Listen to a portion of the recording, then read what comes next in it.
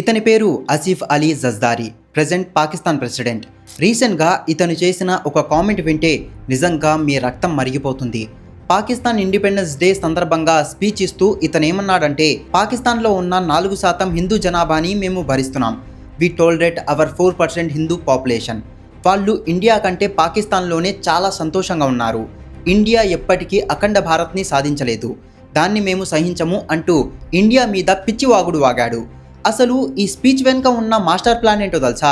నార్మల్గా పాకిస్తాన్లో ప్రెసిడెంట్ అంటే ఒక రబ్బర్ స్టాంప్. అక్కడ 95% power army general Asim Munir చేతిలో ఉంటుంది. ఒక 5% పవర్ మాత్రమే ప్రైమ్ మినిస్టర్ చేతిలో ఉంటుంది. అలాంటిది ఏ పవర్ లేని ఒక రబ్బర్ స్టాంప్ ప్రెసిడెంట్ ఇండియా మీద ఇంత అగ్రెసివ్గా కామెంట్స్ చేస్తున్నాడు అంటే పాకిస్తాన్ ఫ్యూచర్లో ఇండియాతో ఒక పెద్ద కాన్ఫ్లిక్ట్కి ప్రిపేర్ అవుతుందని స్పష్టంగా అర్థమవుతుంది. ఇక జనాభా విషయానికి వస్తే వీళ్ళు చెప్పే అబద్ధాలు మామూలుగా ఉండవు. మా దేశంలో ఉన్న హిందువులు ఇండియాకి వెళ్లరు అని సిగ్గు లేకుండా చెప్తున్నాడు. కానీ ఛాన్స్ దొరికితే అదన్ స్వామి లాగా పాకిస్తాన్ వదిలేసి ఇండియాకి వచ్చేయాలని ఎంతో మంది పాకిస్తానీ క్రికెటర్లు, సెలబ్రిటీలు వెయిట్ చేస్తున్నారు. ఇక ఇతను చెప్పిన 4% హిందూ జనాభా లెక్క కంప్లీట్గా ఫేక్. 1947 పార్టీషన్ టైంలో పాకిస్తాన్లో హిందువులు 14% నుంచి 15% ఉండేవాళ్ళు. అది కాస్త దారుణంగా పడిపోయి 2023 పాకిస్తాన్ అఫీషియల్ రిపోర్ట్స్ ప్రకారమే కేవలం 2% మాత్రమే మిగిలారు. ఆ 2% జనాభాకి డబుల్ చేసి 4% అని అబద్ధాలు ఆడుతున్నాడు. వాళ్ళ మీద జరుగుతున్న దారుణాలు చూస్తుంటే ఫ్యూచర్లో ఆ 2% కాస్త 1% అయిపోయినా ఆశ్చర్యపోవాల్సిన అవసరం లేదు. అలాంటిది వాళ్ళను మేము భరిస్తున్నాం అనడం ఎంత సిగ్గుచేటో మీరే ఆలోచించండి. ఇక అఖండ భారత్ అనేది ఇండియా అఫీషియల్ గవర్నమెంట్ పాలసీ కాదు. ఒకప్పుడు ప్రపంచ జీడిపిలో 25% మన దగ్గరే ఉండేది. దేశాలన్నీ విడిపోకుండా కలిసి ఉంటే బాగుండేది అనే ఒక ఎమోషన్ మాత్రమే.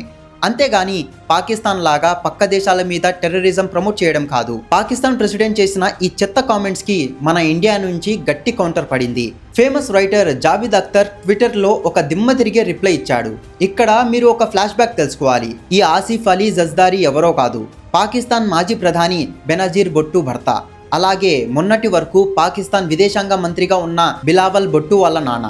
ఈ జర్దారీకి పాకిస్తాన్ పాలిటిక్స్లో ఒక ముద్దు పేరుంది, అదే మిస్టర్ 10%. ఎందుకంటే ఏ ప్రభుత్వ ప్రాజెక్టు జరిగినా అందులో 10% లంచం తీసుకుంటాడు. దీన్నే పాయింట్అవుట్ చేస్తూ జావేద్ అఖ్తర్ ఏమన్నారంటే, మిస్టర్ జర్దారీ, మీరు 3 to 4% హిందువులని భరిస్తున్నామంటున్నారు. మీరెప్పుడు కూడా 10% కంటే తక్కువ ఉన్న దేనికి సెన్సిటివ్గా ఫీల్ అవ్వరని నాకు తెలుసులే అంటూ అతని పాత అవినీతి పేరుతో ఎపిక్ ట్రోల్ చేశాడు. అసలు సింధు ప్రొవిన్స్లో జరుగుతున్న దారుణాలు ఏంటో తెలుసా? అందరికంటే షాకింగ్ విషయం ఏంటంటే ఈ జర్దారీ అండ్ అతని కొడుకు బిలావల్ భుట్టో ఇద్దరు పాకిస్తాన్లోని సింధు ప్రొవిన్స్ నుంచే వచ్చిన వాళ్ళు. ఏప్రిల్ 2026లో యునైటెడ్ నేషన్స్ ఒక అఫీషియల్ రిపోర్ట్ రిలీజ్ చేసింది. పాకిస్తాన్లో జరుగుతున్న బలవంతపు మత మార్పిడిలు, పెళ్లిళ్లలో 80% కేసులు ఈ సింధు ప్రొవిన్స్లోనే జరుగుతున్నాయి. కిడ్నాపింగ్కి గురయ్యి మతం మార్చబడుతున్న వారిలో 75% హిందువులు, 25% క్రిస్టియన్లు ఉన్నారు. అందులో ఎక్కువగా 14 నుంచి 18 ఏళ్ల లోపు ఉన్న చిన్నపిల్లలే ఉండడం అత్యంత బాధాకరం. ఇలాంటి దారుణమైన మత మార్పిడిలు చేస్తున్న దేశ ప్రెసిడెంట్ పబ్లిక్గా మేము మైనారిటీలను భరిస్తున్నాం అని చెప్పడం ఏ రేంజ్ హిపోక్రసీనో మీరే అర్థం చేసుకోండి. ఫ్యూచర్లో మన ఇండియాస్ వాటర్ ట్రీటీ విషయంలో నీటి కొరత తట్టుకోలేక పాకిస్తాన్ ఖచ్చితంగా ఏదైనా పిచ్చి వేషం వేసే ఛాన్స్ ఉంది. చూడాలి ఏం జరుగుతుందో. దీని గురించి మీకేమనిపిస్తుంది? పాకిస్తాన్ ప్రెసిడెంట్ చేసిన ఈ కామెంట్స్ మీద మీ ఒపీనియన్ ఏంటో కింద కామెంట్ సెక్షన్లో షేర్ చేయండి. అండ్ నా ఎక్స్ప్లెనేషన్ మీకు నచ్చితే మన ఛానల్ని ఇప్పుడే సబ్స్క్రైబ్ చేసుకొని బెల్ ఐకాన్ని ఆల్లో పెట్టుకోండి. జై హింద్.